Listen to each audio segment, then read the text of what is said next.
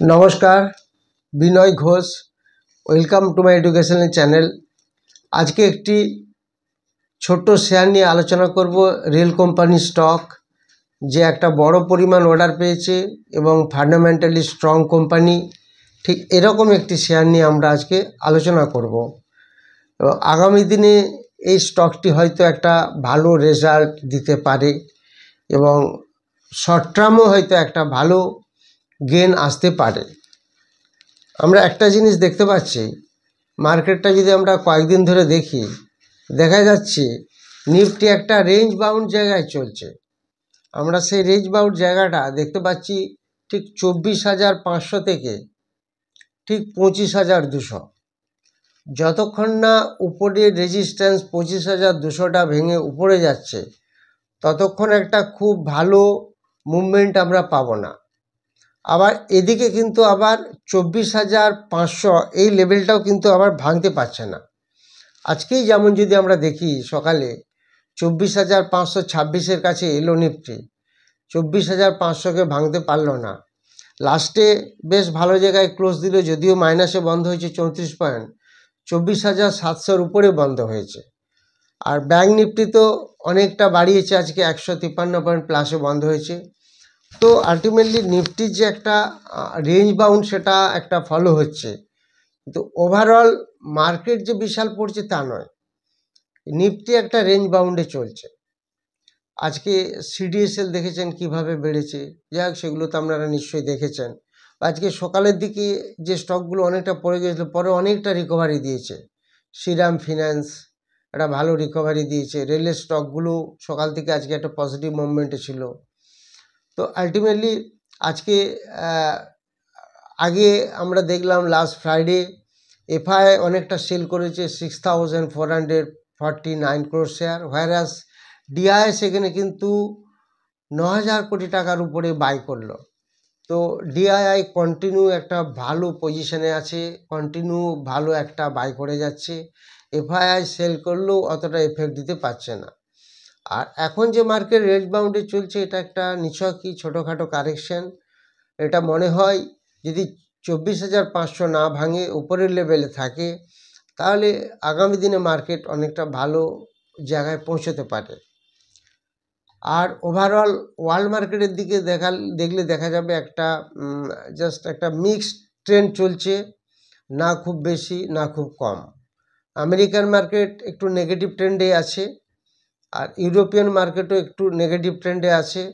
এই Asia specific যে স্টকগুলি, সেগুলো একটু সামান্য নেগেটিভ ট্রেন্ডে আছে। বিশেষ কেউ খুব একটা পড়েনি আর খুব একটা বাড়ছে না।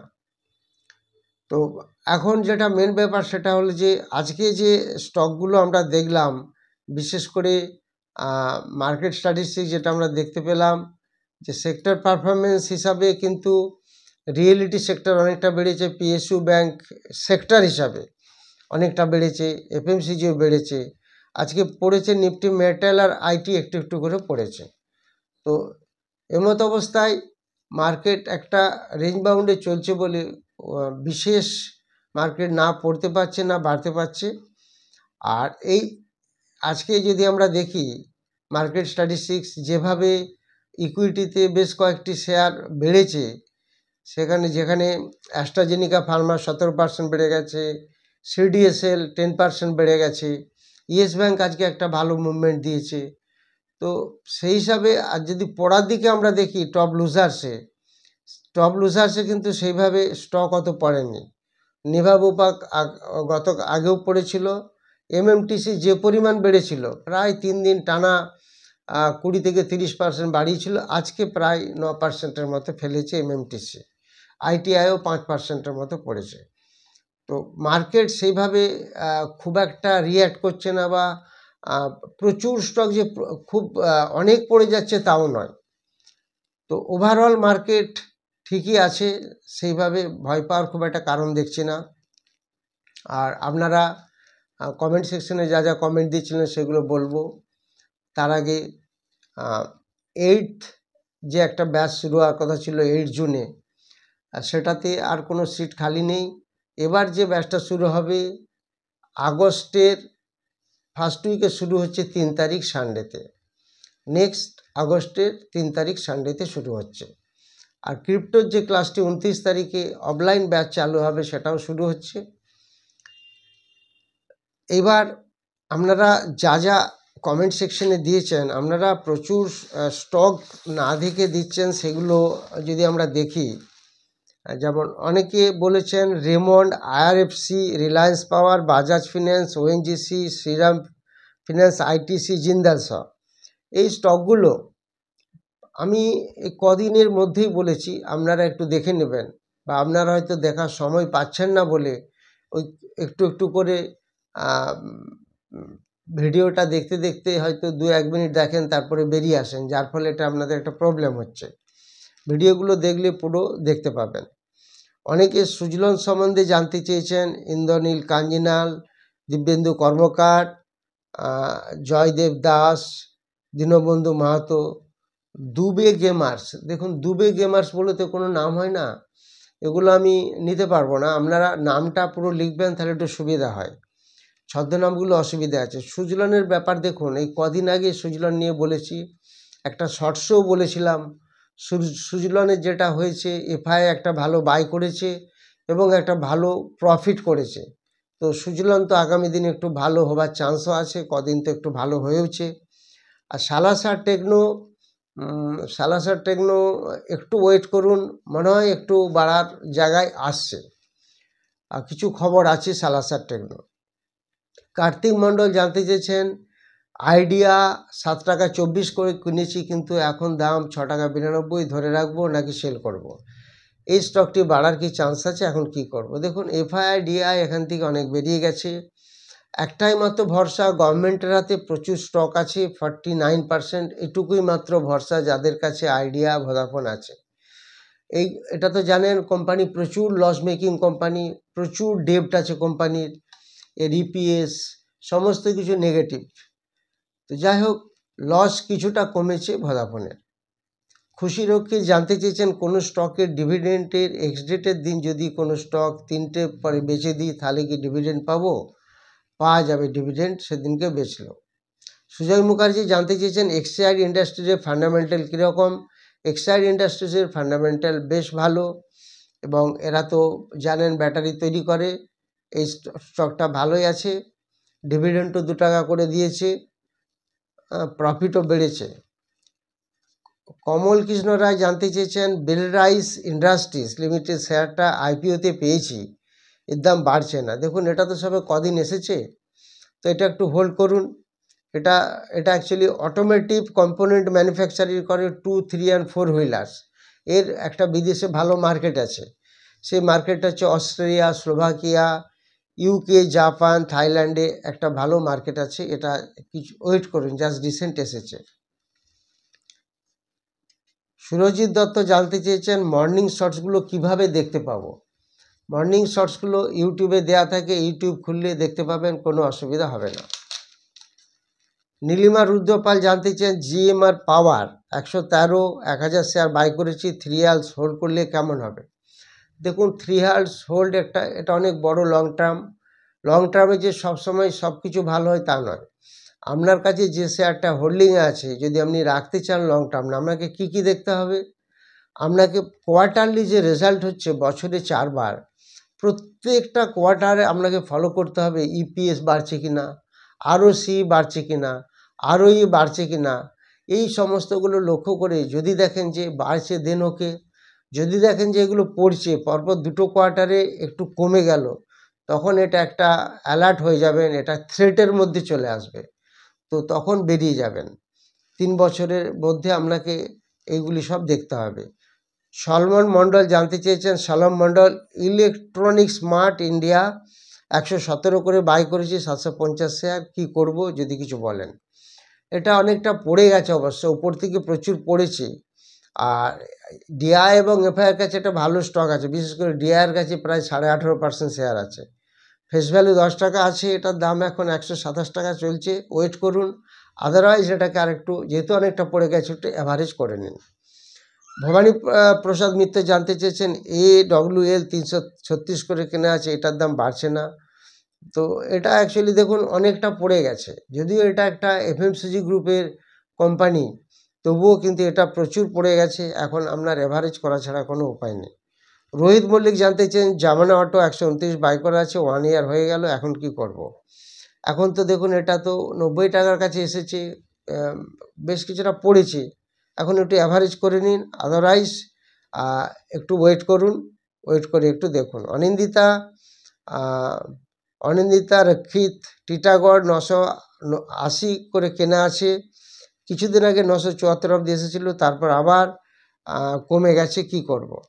দেখুন টিটাগড় ওয়াগন তো ভালো শেয়ার, এফআইয়ের কাছে 11.6%, গভর্নমেন্টের কাছে স্লাইটলি শেয়ার আছে, ডিআইয়ের কাছে 13.4% আছে। তো প্রফিট কিন্তু একটু ডাউন হয়েছে, এটা খেয়াল রাখতে হবে। তো আপনারা আবার কমেন্ট সেকশনে কমেন্ট দেবেন। এখন যে শেয়ারটা নিয়ে আমি আলোচনা করব সেটা নিয়ে আমরা দেখে নিই। এই যে শেয়ারটি রেল কোম্পানির একটি শেয়ার এবং এটি একটি public sector unit, PSU stock. এটা হচ্ছে ইরকন ইন্টারন্যাশনাল লিমিটেড। এটা একটা বড় অর্ডার পেয়েছে, আপনারা জানেন, যেটা আমি অলরেডি লিখে দিয়েছি, সেটা খেয়াল রাখবেন। আর যদি আমরা ফান্ডামেন্টালি স্টকটাকে দেখি, মোটামুটিভাবে স্টকটা ভালো, খারাপ না। বিশেষ করে কতগুলো জিনিস, এর পি, ইন্ডাস্ট্রি পি এবং নিজস্ব পি প্রায় কাছাকাছি, পি খুব হাই নয়, মডারেট ফি আছে, এবং এর গ্রাহক নাম্বার, পায়ারটস্কি স্কোর, ইন্ট্রিনসিক ভ্যালু এগুলো ঠিকই আছে। এফআইডিআর কাছে মোটামুটি শেয়ার আছে। তো সেই হিসাবে এই ইরকন ইন্টারন্যাশনাল লিমিটেড, আমরা যদি একটু এর প্যারালাল গ্রুপগুলো দেখে নিই, অর্থাৎ যেটা আমি বলতে চাচ্ছি প্যারালাল গ্রুপ মানে ইরকন ইন্টারন্যাশনালের সঙ্গে কার আমরা কম্প্যারিজন করব। এল&টি করতে পারি, Larsen Toubro, Rail Vikas Nigam করতে পারি, NBCC, IRB infrastructure, KEC international, Kalpataru project. আমরা যদি একটু পির দিকে তাকাই, অর্থাৎ প্রাইস আর্নিং রেশিওটা, দেখা যাচ্ছে লারসেন টুব্রো 33, রেল বিকাশ নিগমের পিটা অনেক হাই হয়ে গেছে 66, এনবিসিসির 55, আইআরবি ইনফ্রা 31, কেইসি 40, কল্পতরু প্রজেক্ট 34, ভাইরাস সেখানে ইরকন ইন্টারন্যাশনালের আছে পিই 25। সেই হিসাবে আমরা একটা জাজমেন্ট করতে পারি, আপনারাও সেটা করতে পারবেন যেহেতু আপনারা ফান্ডামেন্টাল জানেন। তো বাকি দেখা যাচ্ছে এর প্যারালাল যত স্টক আছে তাদের পিগুলো সব বেশি আছে, এর পিটা কম আছে সেই হিসাবে। অতএব আগামী দিনে একটা বাড়ার একটা সুযোগ থাকছে। আর প্রমোটার হোল্ডিংস 60%-এর উপরে আছে, হ্যাঁ, সেটা তো আপনারা জানেন। আর 65% আছে ইরকন ইন্টারন্যাশনালে। আর যেখানে আইআরবি ইনফ্রা আছে 30%, কেইসির 50%, কল্পতরু প্রজেক্টের 33%, সেই হিসাবে প্রমোটার্স হোল্ডিংটাও বেশ ভালো আছে। আর কোয়ার্টারলি যে প্রফিটটা করেছে কোম্পানি, কোয়ার্টার প্রফিট বেশ ভালো বেড়েছে, যেটা আপনার 86 থেকে 212 হয়েছে, মানে লাস্ট কোয়ার্টার, অর্থাৎ ডিসেম্বর 2024-এ ছিল 86, সেখানে মার্চের 2025-এ অনেকটা বেড়েছে 212 কোটি। হোয়ারাস ইয়ারলি প্রফিট যদি আমরা দেখি সেটা 930 ছিল, এই বছর 728 হয়েছে, সেটা কিছুটা ডাউন হয়েছে। তো এই হিসাবে আমরা ইরকন ইন্টারন্যাশনাল স্টকটা আমরা আলোচনা করলাম। এই স্টকটা আমরা আগামী দিনের জন্য লক্ষ্য রাখবো। এটা এই চ্যানেলে যা যা স্টক নিয়ে আমরা আলোচনা করি কোনোটাই রেকমেন্ডেশন নয়, কাউকে কেনার জন্য বলা হচ্ছে না, এটা একটা আলোচনা হচ্ছে। আপনারা সেটাকে আবার ভালো করে অ্যানালিসিস করবেন। যদি আপনাদের মনে হয় এই স্টকটা ভালো, তাহলে আমরা আগামী দিনের জন্য আপনারা সেটাকে নিতে পারেন বা দেখতে পারেন, সেটা আমার কোনো রেকমেন্ডেশন নয়। যারা অফলাইন ব্যাচে ক্লাস করতে চান, যেটা 3 আগস্ট হবে, সেটা স্টক মার্কেটের ক্লাস, নতুন ব্যাচ শুরু হবে রবিবার সকাল 10টা থেকে। আর যারা ক্রিপ্টোর ক্লাস করতে চান সেটা হবে 29 জুন, এবং সেটা হবে অফলাইন ক্লাস এবং লাইভ মার্কেটে। ইকুইটি মার্কেটের ক্লাসও লাইভ মার্কেটে দেখানো হয়। ইকুইটি মার্কেটে যেগুলি মেন শেখানো হয়, ফান্ডামেন্টাল, টেকনিক্যাল তো আছেই, প্রাইস অ্যাকশন, চার্ট প্যাটার্ন, এসব। সব থেকে যেটা মেন হলো সেটা হচ্ছে কিভাবে আমরা এভরিডে স্টক সিলেকশন করব। সেটা আমরা ইন্ট্রাডে করি বা আমরা সুইং ট্রেডই করি বা অপশন ট্রেড করি। এই স্টক সিলেকশন করাটা একটা মস্ত বড় চ্যালেঞ্জ। সেই স্টক সিলেকশন ফর্মুলা আমরা সেট আপ করে আমরা প্রত্যেক স্টুডেন্টকে শিখিয়ে দিই, যেটা করে এভরিডে আমরা স্টক থেকে একটা অ্যাচিভমেন্ট পেতে পারি। সেই স্টক সিলেকশন ফর্মুলা প্রত্যেকে দেখানো হয় এবং সেগুলো কিভাবে কাজ করে লাইভ মার্কেটেও সেগুলি আমরা টেস্টিং করে দেখাই কীরকম আমরা রিটার্ন সেখান থেকে পাচ্ছি। যারা ভিডিওটি নতুন দেখছেন তারা অবশ্যই সাবস্ক্রাইব করবেন, লাইক করবেন, আর যারা ক্লাস করতে ইন্টারেস্টেড তারা হোয়াটসঅ্যাপে যোগাযোগ করবেন, ফোন করবেন না বা ভয়েস রেকর্ডিং করে পাঠাবেন। Thank you very much for watching my video.